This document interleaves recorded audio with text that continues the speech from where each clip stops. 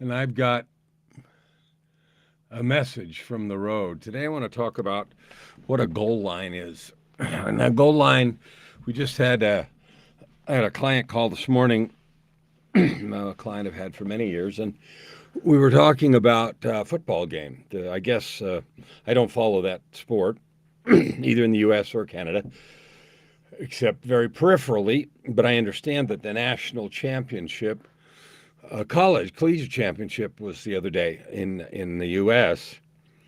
and I was in a marching band in high school, and we played at all the football games, and so I know something about all the sport.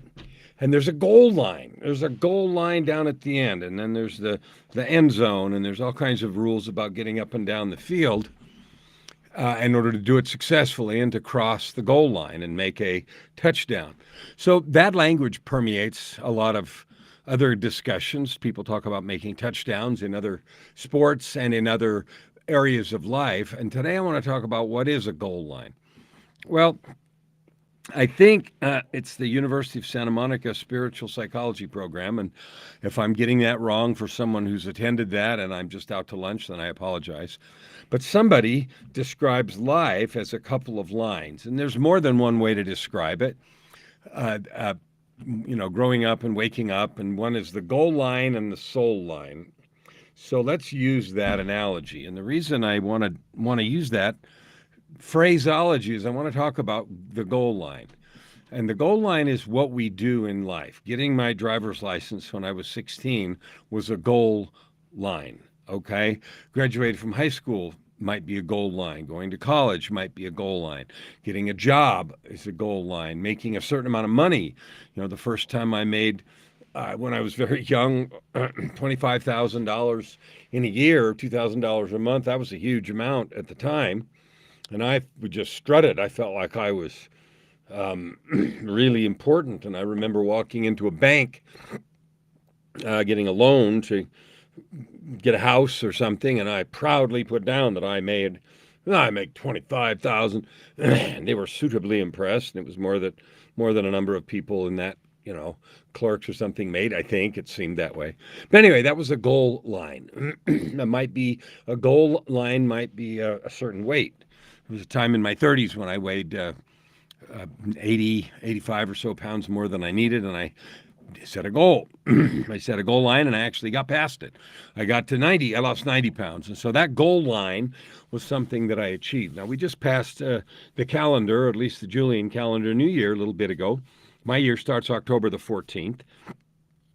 For interesting and fun reasons. If you want to know why my year starts October the 14th, send me a message and ask me, but you have to be prepared for a story because it's not a short answer. But anyway, so we have New Year's resolutions, and we have those kinds of goals that are, we may or may not set, and we may or may not time to the calendar. And somebody drawing this funny fantasy painting had a goal of creating a painting, and it has some cat or a puppy, I don't know, laying sideways on it, or checkers on top of a chessboard. And I did notice that on the one board underneath, there's 9 rows, so that course can't be right, et cetera, et cetera. And it was a sort of fantasy painting. But anyway, here's what I want to talk about. I have a goal.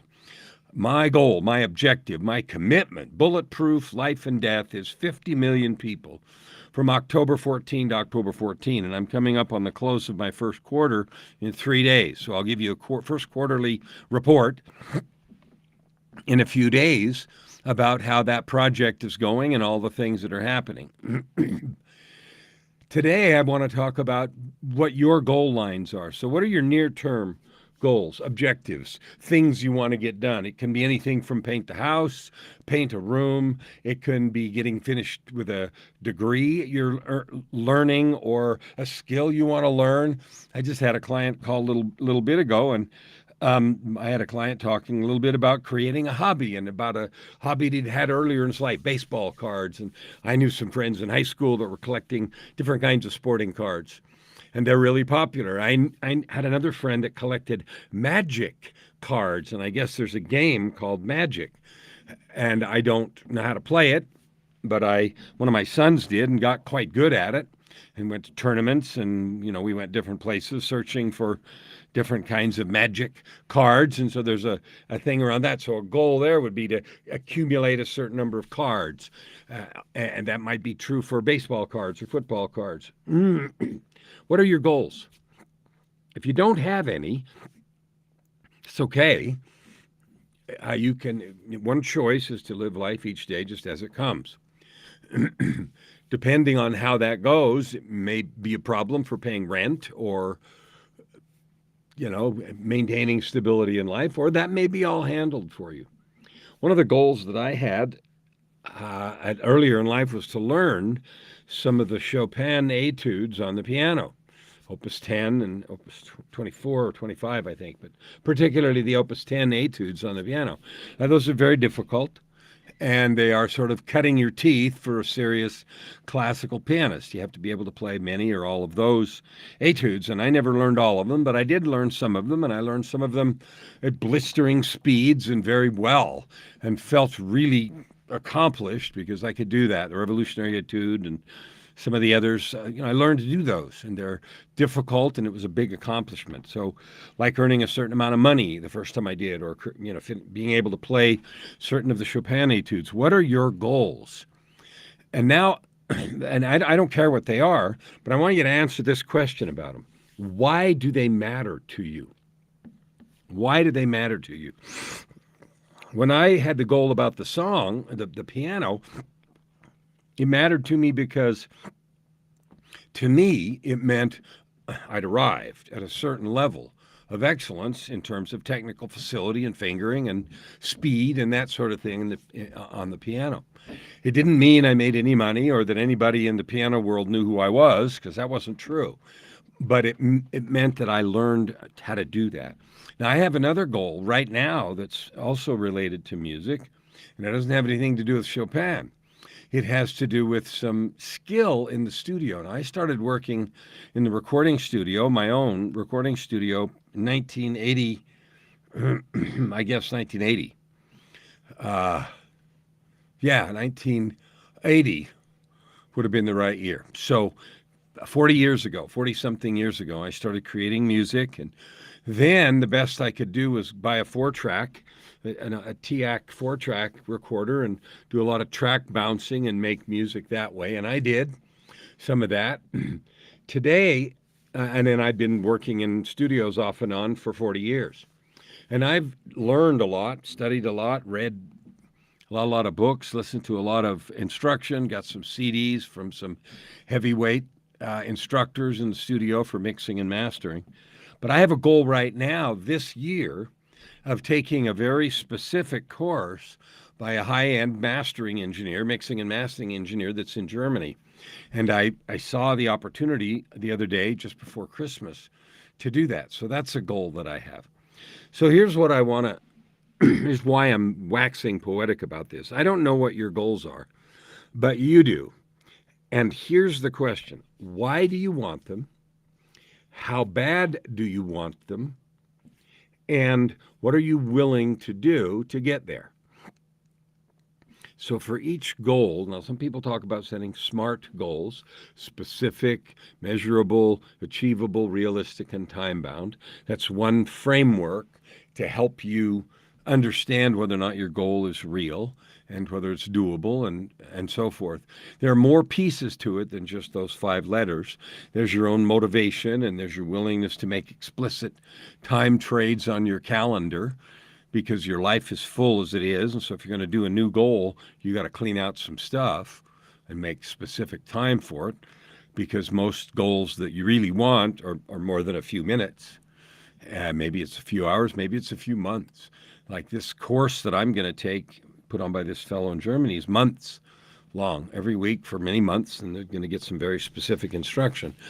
And this is after many, many, many years of doing all the studio work that I've done. So that's a goal. Now, the reason I talked about a goal line and a soul line is because a goal line is usually, always, it's related to the time, the days and months that go by.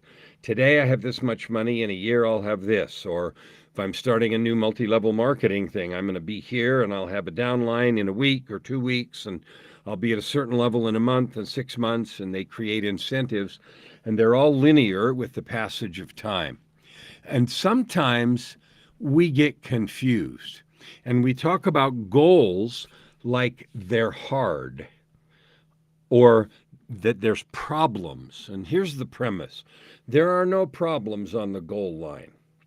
Anything you want to achieve, you can have. There are projects, and it's really helpful to think about this differentiation. There are no problems on the goal line, there are only projects.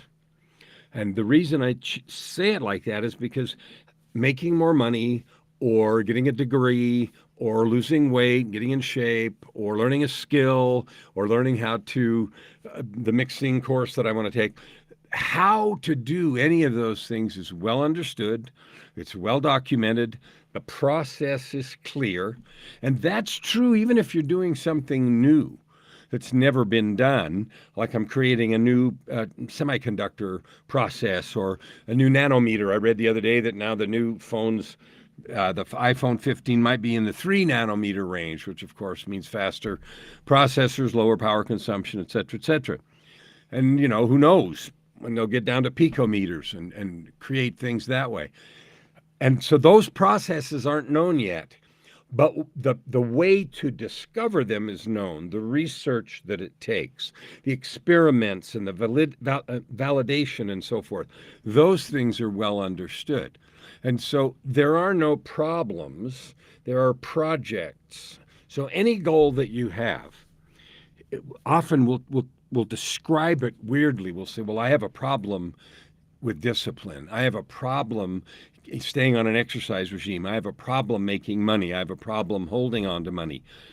No, any project on the goal line has having to do with health or wealth or anything else. The steps are known. Somebody knows how to do that. There are no problems on the goal line in terms of accomplishing any goal you want, because the steps are known and the path to get from here to there is clear and outlined. You can get accountability, you can do it. So why do we think there's problems with our goals, that they're hard or easy? And that has to do with this other line. We have the goal line and we have the soul line. The only problems we ever have in life are on the soul line. Now, what is the soul line? Well, it's anything but the concrete, specific measurements of the goal line. It's our self-esteem. It's what we believe about how the world works. It's the relationship we have with the divine. It's what we believe about our own capability in ourselves. Are we depressed? Are we sad? Are we self-sabotaging? Are we living banging up against an upper limit? All of those problems are problems in the mind and in the heart. The soul, wherever you put that, you know, is it behind your heart, between there and your spine, where the heart chakra is? Say where, put it wherever you want. The only problems we have in life are the ones on the soul line, because I want you to think about this. If you go far enough, here's a big, hairy, audacious goal you have, and it's on the goal line. It has to do with something physical in this world. If you're down flat on the ground, you can't see the forest for the trees, right? You can't, because you're down here. The further up in the air, the more elevation you get a clear picture of right where everything is, how many things there are, and exactly what has to happen. It reminds me of Bilbo Baggins in the scene of the movie where they're going to the Lonely Mountain, the Kingdom of Erebor. And they got lost in that forest, right? And it started weirding them out. And then Bilbo climbs up above the trees. And because he's so high, all of a sudden he can see, oh, it's right over there. And so this is something, it's a key. It's a huge, gigantic key to accomplishing any goal in the world that you want. It's get enough elevation on your soul line. And your soul line is who you're being, what you believe about yourself, your connection to the divine, how much you meditate, how much you love yourself, how much you love and serve others. All those things make a huge difference in the accomplishment of your physical goals. And you might not think so. You may say, well, none of that has any difference with how much money I make. Oh, yes, it does. It has everything to do with it. When you solve the problems that are on the soul line, the elevation, your goal line projects get really easy.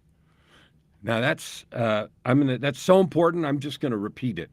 When you or I, when we solve the problems on the soul line, which is what we believe is possible, what we believe about ourselves, our paradigms, what we believe we're worth, and how the world works, and the relationship we have with others and the divine, when we solve those problems, then the goal line projects, which are money and accomplishment and position and opportunity, those become really simple.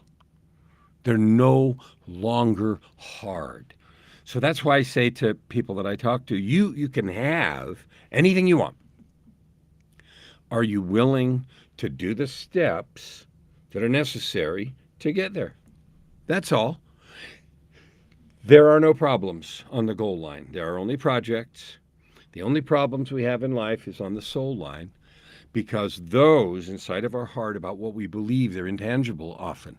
Well, they have very tangible effects, but they are matters of the heart, they're matters of the soul, they're matters of meditation and focus and belief and context and all those squishy words that we keep wanting to pretend aren't important. But they are. They're the foundation of who we are and what we accomplish and everything else. I had the wonderful privilege today of meeting a new person, person on Lunch Club. And this individual was a fabulously successful medical doctor. She had accomplished a lot and had spent many years in practice and doing all kinds of stuff and, very accomplished. And you know what her words were? I've done all this stuff, but I don't feel like I'm really making a difference. I'm a cog in the wheel. So she'd taken all the steps on the goal line to get to a very prestigious place, and the soul line was not satisfied. So our whole time was talking about the spiritual connection, the truth of listening to inspiration and intuition. And she immediately recognized and leaned into this idea that that is the place where she will find the direction, the clarity, and the conviction or commitment for personal satisfaction. Because I don't care how much money you have, money doesn't buy happiness. It lets you enjoy your favorite misery. It buys access, but it doesn't buy happiness. Believe me, I've been there. Maybe you have too. So here's the question for you. Whatever goals you have for 2023, or if you're like me and it's New Year starts in some other month, mine starts in October, are you doing the work to get the soul line obstacles out of the way? Because those will stop you cold. They will prevent your work. They will block your success. The project items, they're the easy ones to overcome. Now, my road to 50 million is a project that I have. It's a project of 12 months duration where I'm committed to help 50 million. 50 million of you right there to find your gifts, to discover your gifts, and to serve with them. Making a business, create income and impact, or just making a huge difference in the world. I'm committed to being the facilitator, the catalyst, the encourager, the cheerleader, whatever you want to call it, for 50 million people to discover and serve with your gifts. So you're either already doing that or you're not. No harm either way. If you're already living a life of purpose and fully focused and a joy, I'd like to talk because I have lots of opportunity for you to share your work. If you're not and you'd like help discovering or implementing the gifts that you have to serve, to solve the problems you want, to create the inner satisfaction, I'd love to chat because then you can be part of my 50 million. If you want to help me reach my 50 million, then share this video. Share the podcast, Your Ultimate Life. Share those things that are all simply positive, encouraging messages about your divine capability and your fabulous opportunity to add good to the world in ways that today, quite frankly, you can't even yet imagine. We'll see you tomorrow on the road to 50 million.